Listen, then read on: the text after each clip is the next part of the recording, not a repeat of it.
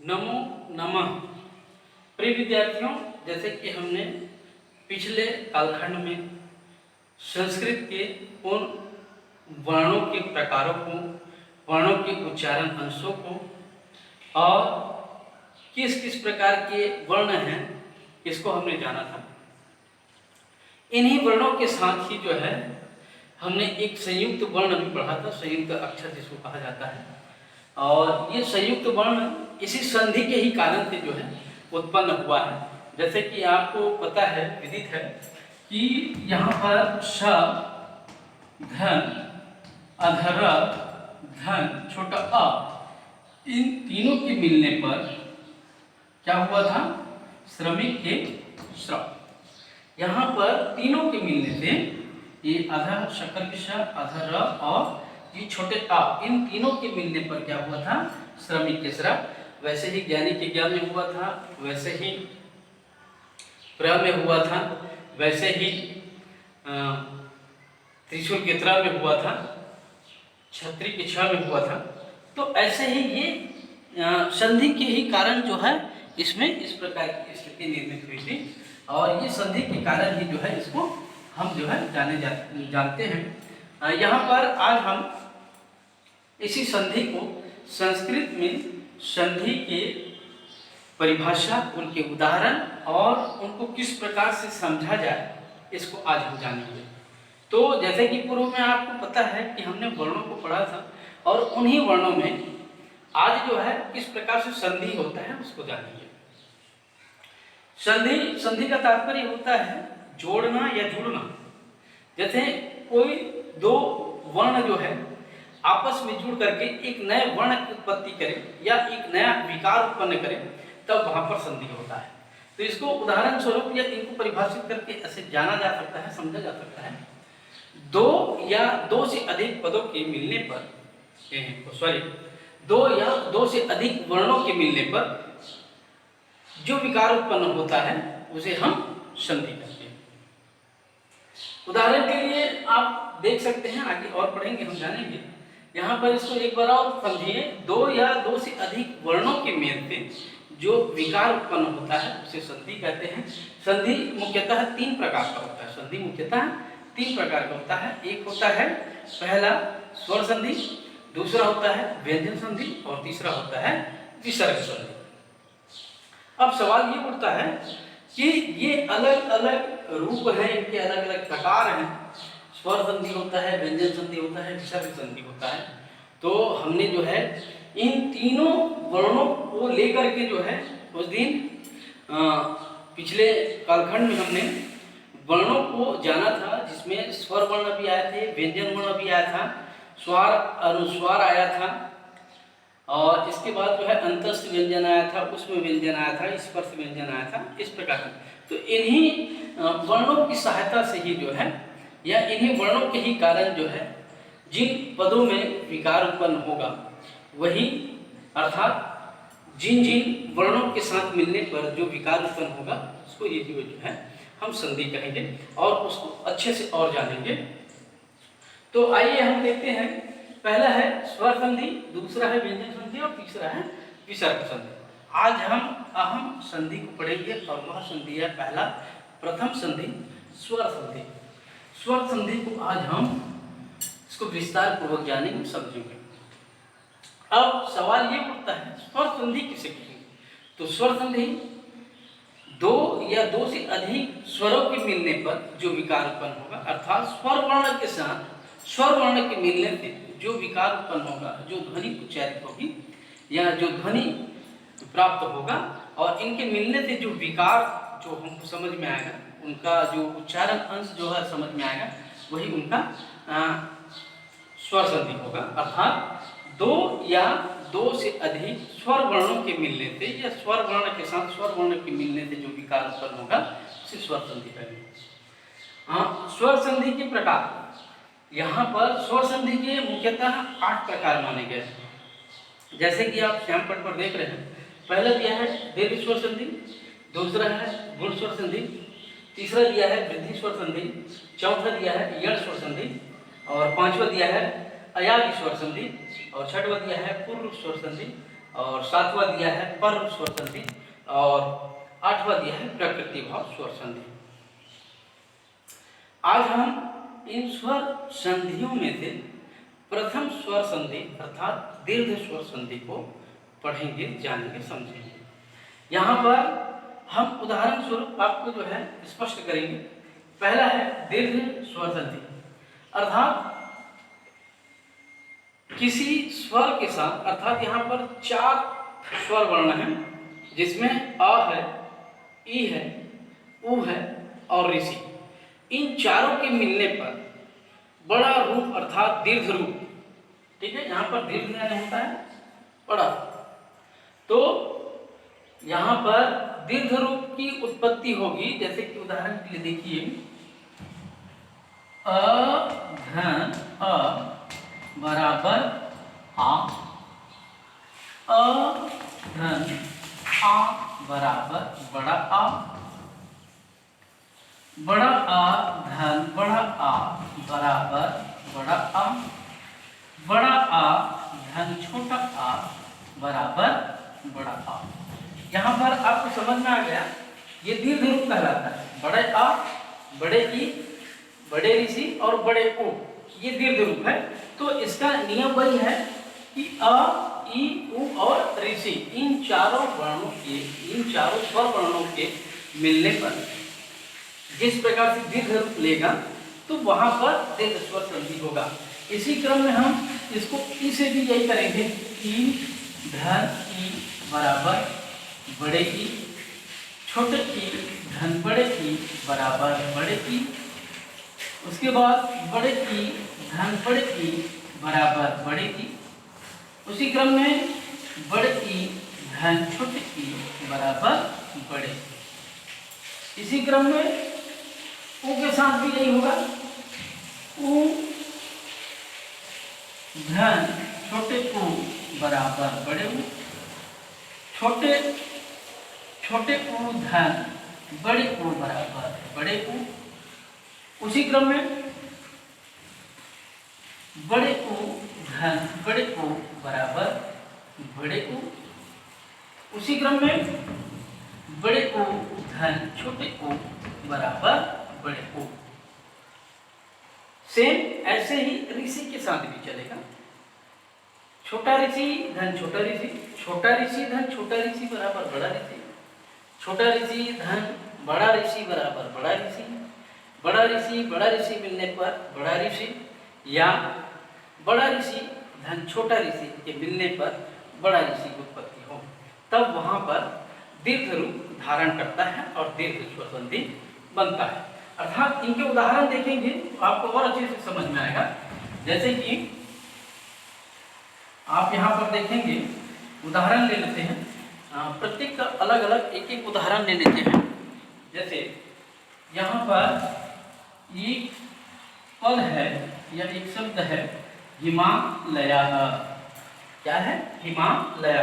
इसको जब संधि करेंगे तो ये कैसे संधि होगा, इसको देखिए, हिम धन आलय, ठीक है, हिमालय पद दिया है, इसको संधि विच्छेद कर रहे हैं, तो हिम धन आलय अर्थात हिम ये माँ जो है,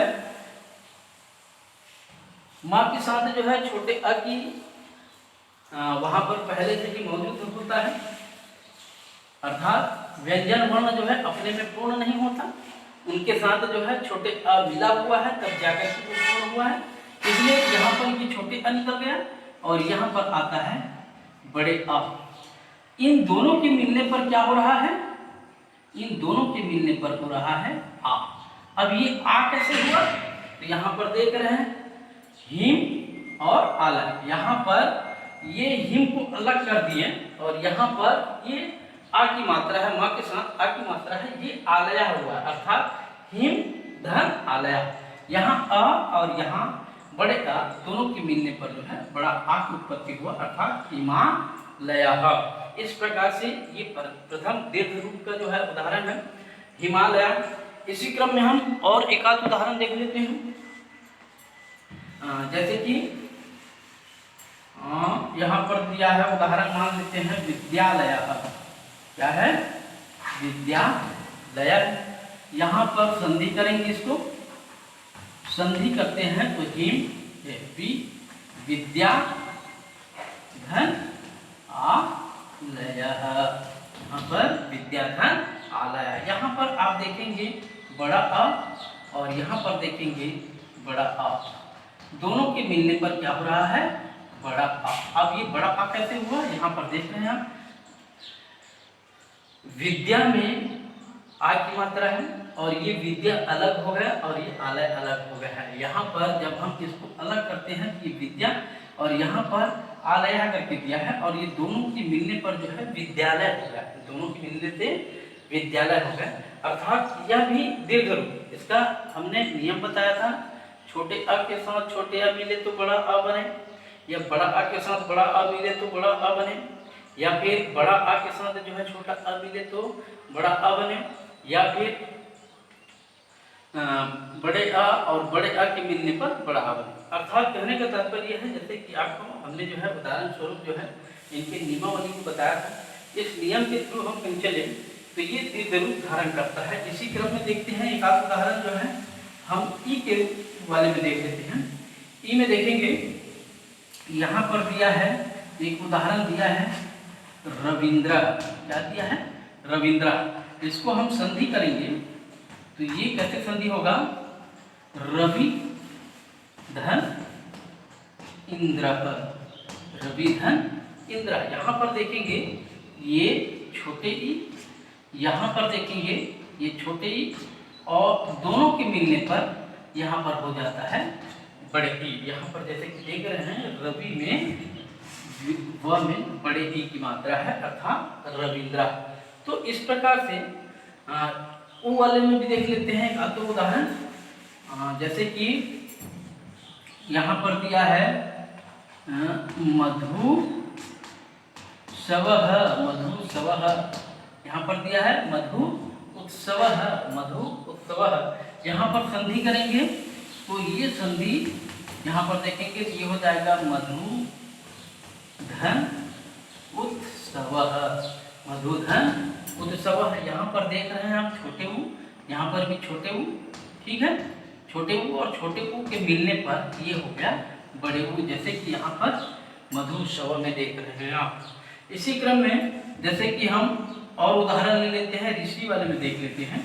ऋषि वाले में जब उदाहरण देखोगे तो दीर्घ रूप कैसे धारण कर रहा है, जैसे कि यहाँ पर दिया है पितृ,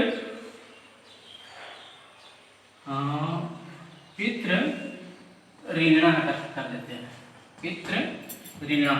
यहाँ पर पितृ ऋणा दिया है, इसको संधि करेंगे तो ये हो जाएगा पितृ या पितृ धन ऋण। यहाँ पर छोटे ऋ, यहाँ पर छोटे ऋ बराबर यहाँ पर बड़े ऋ, अर्थात यहाँ पर आप देख रहे हैं पितृ ऋणा। इस प्रकार से हम दीर्घ रूप की जो है संपूर्ण उदाहरणों को भी समझा। इसमें छोटे ई के मिलने से बड़े ई होगा, या छोटे ई बड़े ई के मिलने से बड़े ई, या बड़े ई मिलने से जो है बड़े ई, या फिर बड़े ई या छोटे ई के मिलने पर बड़े ई। वैसे ही ऋषि में भी चलेगा और वैसे ही अ में भी चलेगा, वैसे ही उ में भी चलेगा, अर्थात दीर्घ रूप कहलाएगा। जैसे कि आपको ये समझ में आ गया कि हमने जो है प्रथम आपको दीर्घ स्वर संधि के उदाहरण सहित आपको बताया है।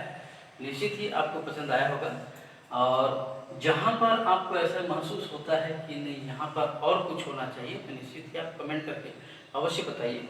हो सकता है इसमें जो है थोड़ी बहुत और आपके अगेंस्ट में कहीं आए, प्रति उत्तर आए, तो निश्चित ही उसमें और सुधार किया जा सकता है। वैसे अपनी तरफ से भरसक प्रयास किया गया है कि दीर्घ स्वर संधि को किस प्रकार से समझा जाए, उसके नियम क्या है, संधि किसे कहते हैं, स्वर संधि को स्वर संधि क्यों कहते हैं, ये सारी उदाहरण स्वरूप आपको अभी बताया है। अगले कालखंड में हम गुण स्वर संधि का उदाहरण देखेंगे, वृद्धि स्वर संधि का उदाहरण देखेंगे, यण स्वर संधि का उदाहरण देखेंगे, अयादी स्वर संधि का देखेंगे, पूर्व रूप स्वर संधि का देखेंगे, पर रूप स्वर संधि का देखेंगे, और साथ ही साथ अंतिम जो होगा प्रकृति भाव स्वर संधि, जहाँ पर प्राकृतिक रूप से अ को जो है इस प्रकार से लिखा हुआ होता है, उसको हम देखेंगे एस के रूप में। तो आपको कैसे लगा यह पीरियड या कालखंड, निश्चित ही आप कमेंट करके अवश्य बताइएगा, और अच्छा लगा तो निश्चित ही शेयर कीजिएगा, बताइएगा, क्योंकि आज का यह प्रकरण आपके लिए बृहद रूप से हमने जो है संधि को बताया है। पहले दो या दो से अधिक वर्णों के मिलने से जो विकार उत्पन्न होते हैं उसे संधि कहते हैं, और इसमें जो है मुख्यतः 3 प्रकार बताया था, स्वर संधि, व्यंजन संधि और विसर्ग संधि। अभी हमने जो है स्वर संधि को जाना था। स्वर संधि अर्थात स्वर वर्णों के साथ स्वर वर्णों के मिलने पर जो विकार उत्पन्न होता है उसे स्वर संधि कहते हैं, और इसी क्रम में हमने स्वर संधि के प्रकार को बताया था, जो 8 प्रकार हैं: दीर्घ, गुण, वृद्धि, यण, अयादि, पूर्वरूप, पररूप और प्रकृति भाव। और साथ ही साथ हमने वर्णों की जो है थोड़ी सी यहाँ पर पुनरावृत्ति किया था। वर्णों के मेल से, चूंकि ये वर्णों के मेल से ही जो है विकार उत्पन्न हो रहा है, इसलिए इसे संधि कहते हैं। इसलिए हमने वर्णों को भी थोड़े से समाहित किया इसमें, इसलिए कि वर्ण क्या है। कभी कभी ऐसा भी होता है, कुछ विद्यार्थी जो है उन वर्णों को लेकर के जो है निश्चित ही थोड़े से अनभिज्ञता महसूस करते हैं। यहाँ पर वो पूर्णतः आपको पारदर्शिता के रूप में जो है ये बता दिया गया है। वर्ण किसको कहते हैं, तो वर्ण है अक्षर, और ये अक्षर हमने पढ़ा था स्वर वर्ण और व्यंजन वर्ण, इनके अलग अलग उच्चारण स्थान होते हैं, इनके अलग अलग प्रकार हैं, उसको भी जाने थे। और इसी के क्रम में जो है हमने जो है एक संयुक्त अक्षर या संयुक्त वर्ण को भी जाना था, जो संधि की वजह से ही जो है वो संयुक्त वर्ण जो है एक निश्चित वर्ण में जो है विद्यमान होता है या बनता है। तो हमने उसको भी हल्का सा जो है समझाने की कोशिश किया था, और मेरे ख्याल से संभवतः आपको पूर्णतः समझ में आ गया होगा। और इसी क्रम में हमने सर्वप्रथम दीर्घ स्वर संधि को लिया, और दीर्घ स्वर संधि को स्पष्ट करते हुए सभी रूप जो अ, ई, उ और ऋषि के रूप में जो विकार उत्पन्न होकर के जिस प्रकार से दीर्घ रूप लिया है, उसको हमने भली भांति यहाँ उदाहरण सहित आपको समझाने का प्रयत्न किया है। निश्चित ही आप सभी को समझ में आया होगा। आप बिल्कुल कमेंट कीजिएगा, शेयर कीजिएगा। धन्यवाद।